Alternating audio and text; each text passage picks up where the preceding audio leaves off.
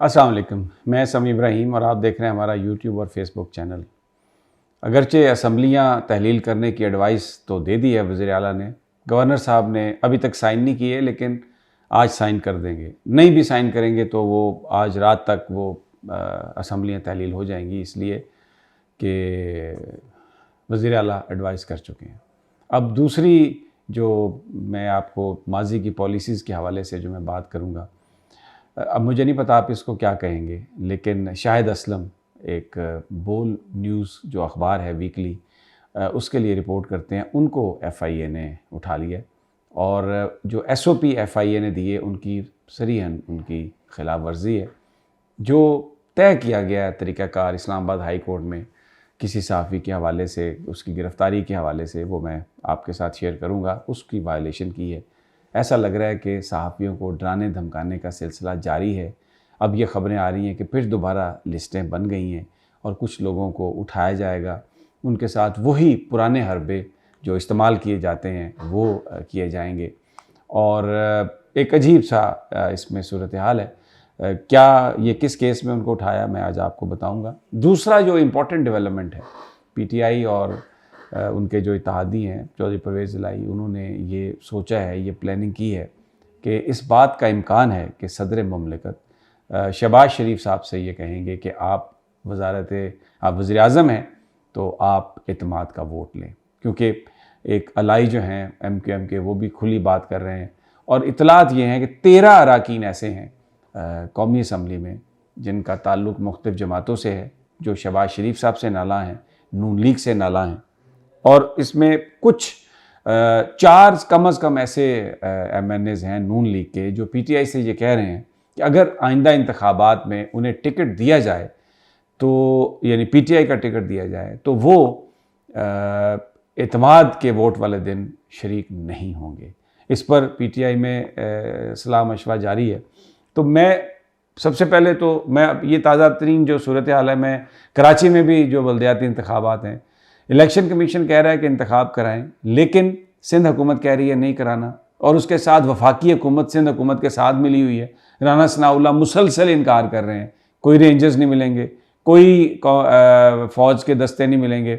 और सिंध हुकूमत जो है वो अभी तक उसने कोई पुलिस इस तरह से देने की हामी नहीं भरी। और इस पर सितम ये देखें कि जो हमारे इदारे हैं, उन्होंने भी इलेक्शन कमीशन के पास आकर जो गुफ्तगू की है, मुमकिन दहशत गर्दी है और TTP और पता नहीं किसका नाम लेके कि जी वो कैंप्स मौजूद हैं उनके शहर में, बड़े स्लीपर सेल्स हैं और हमले हो सकते हैं। यानी इस वक्त MQM, पीपल्स पार्टी, नून लीग और हमारे जो इदारे हैं, मैं जो दहशत गर्दी के हवाले से मतलब एजेंसीज़ की बात कर रहा हूँ, वो आके एक ही बोली बोल रहे हैं और उनका एक ही मुद्दा है कि आप इंतखाबात मुलतवी करें। बल्दियाती इंतखाबात कराची के भी कल होने हैं।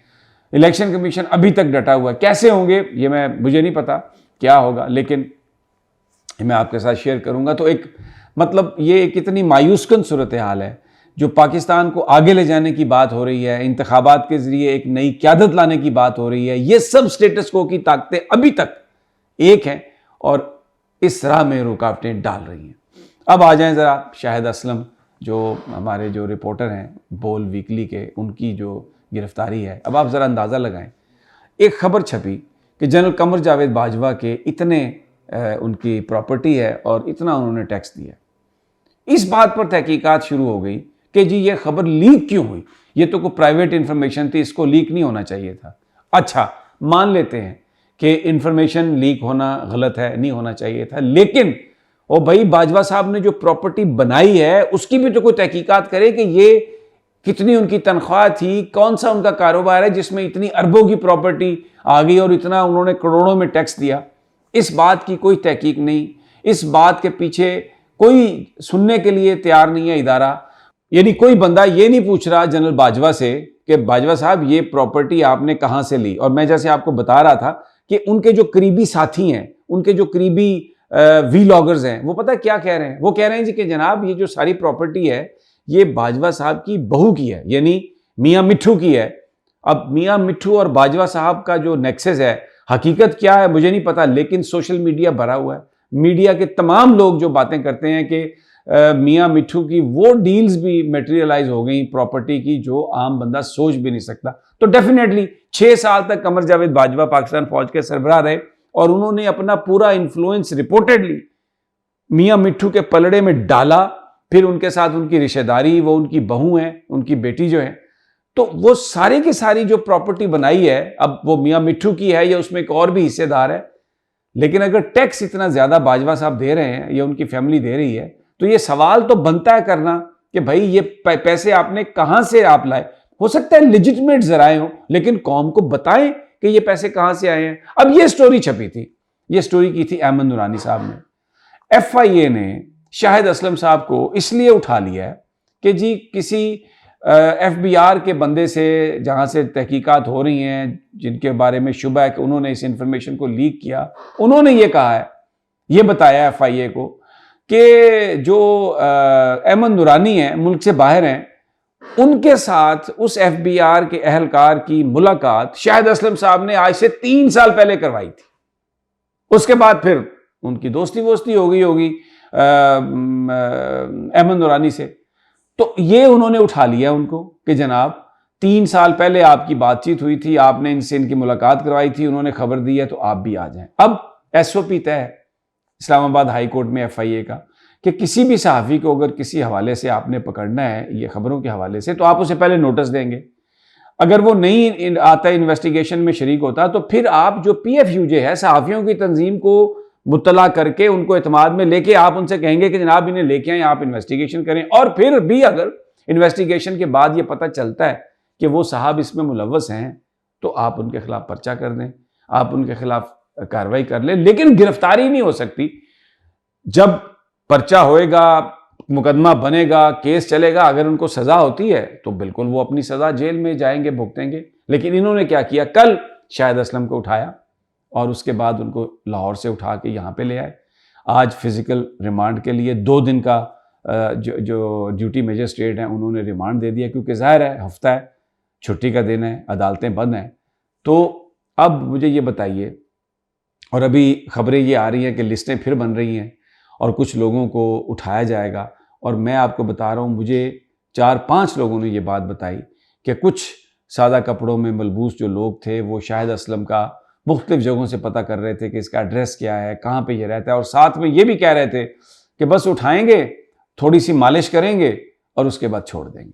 अब मुझे आप ये बात बताएं कि ये वतन अजीज़ में क्या ये चीज़ें आज़ादी इजहार पर एक बहुत बड़ा कदगन ये नहीं लगाती?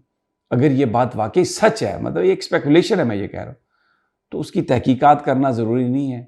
और जो SOPs हैं FIA के, जिनके तहत पकड़ा जाता है, क्या वो फॉलो किए गए, ये देखना ज़रूरी नहीं है। अब मैं दूसरी सियासी खबर जिसका मैंने पहले जिक्र किया आपके साथ, सदर मुमलिकत कह सकते हैं शहबाज शरीफ साहब को कि जनाब आप इत्तेमाद का वोट लें।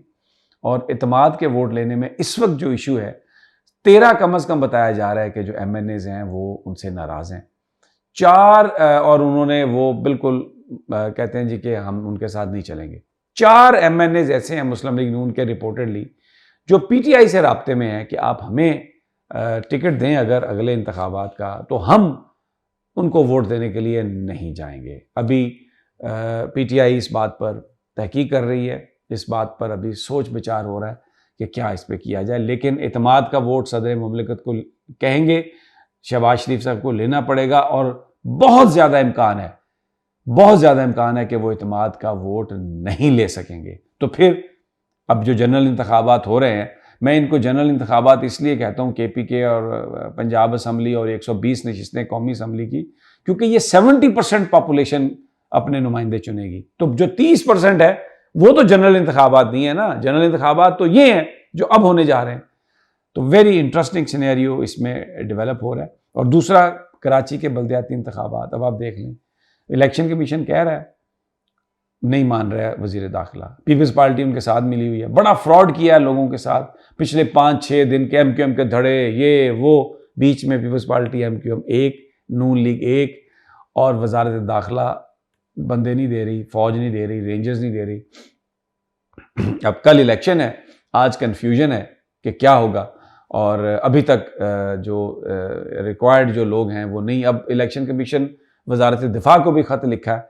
देखते हैं कि उन्होंने क्या करना है, लेकिन अभी तक जो एक अफसोसनाक खबर है, एजेंसियां जो हैं वो मिलकर ये कह रही हैं इलेक्शन कमीशन को ब्रीफिंग देते हुए कि जनाब आप इलेक्शन ना करवाएं, इसलिए कि दहशतगर्दी का बड़ा ख़तरा है। तो इससे बड़े सवाल उठ रहे हैं कि क्या माजी की पॉलिसीज़ कंटिन्यू कर रही हैं। मुझे इजाज़त दीजिए, अगले वीडियो तक इंशाल्लाह जल्द मुलाकात होगी। अल्लाह ने के बाद।